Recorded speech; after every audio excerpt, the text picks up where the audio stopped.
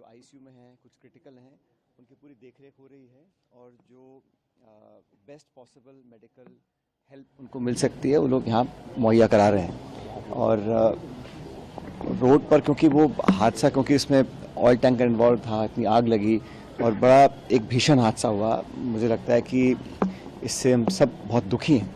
लेकिन मैं चाहूँगा कि इस पर हम लोग जांच अवश्य करें, किन कारणों से इतना बड़ा हादसा हुआ। अगर वहाँ पर ट्रैफिक नियम की बात है, रोड कंस्ट्रक्शन की बात है, इनकम्प्लीट कंस्ट्रक्शन की बात है, या हाईवे पे जिस प्रकार की सावधानी बरतनी चाहिए हमने नहीं बरती है, उसका अध्ययन करना पड़ेगा। क्योंकि जैसे आबादी बढ़ रही है, यातायात के साधन बढ़ रहे हैं, उसी तरह हमारे एक्सीडेंट्स बढ़ रहे हैं। और एक्सीडेंट्स न सिर्फ राजस्थान में, पूरे देश में बढ़ रहे हैं।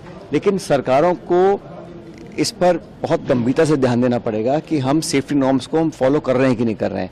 अभी कुछ अखबार मैंने पढ़ रहा था कि कुछ कमियां हैं, शायद उसमें पुलिस डिपार्टमेंट है या परिवहन डिपार्टमेंट है, कहीं पे हम लोग सड़कें खोल देते हैं इनकम्प्लीट काम पर, कहीं फ्लाईओवर पूरे बनते नहीं हैं। और वो जो जंक्शन है वहाँ हमेशा ही बहुत महीनों से जाम लगता था, कई बार मैं भी जाम में फंसा हूँ।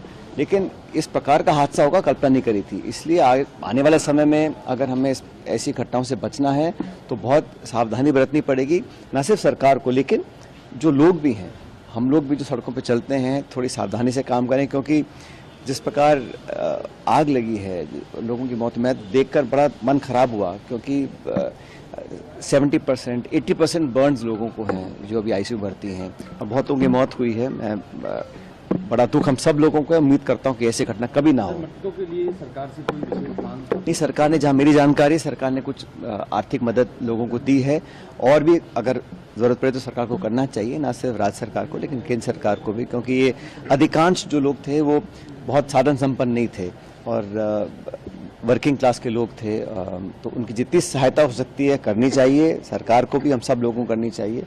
लेकिन ये 14 लोगों की अब तक मौत हो चुकी है और काफ़ी लोग अभी और क्रिटिकल हैं। कितने और बच पाएंगे ये डॉक्टर साहब नहीं बता पा रहे हैं। लेकिन किसको मानते हैं? देखो, इसमें जांच करनी चाहिए कि इसमें कौन जिम्मेदार है। वाहन चालक है या लापरवाही हुई है, कहीं ओवरसाइट हुई है, कहीं सेफ्टी नॉर्म्स का उल्लंघन लोगों ने किया है, कौन लोग इन्वॉल्व थे, इस पर तो जांच पूरी होनी चाहिए।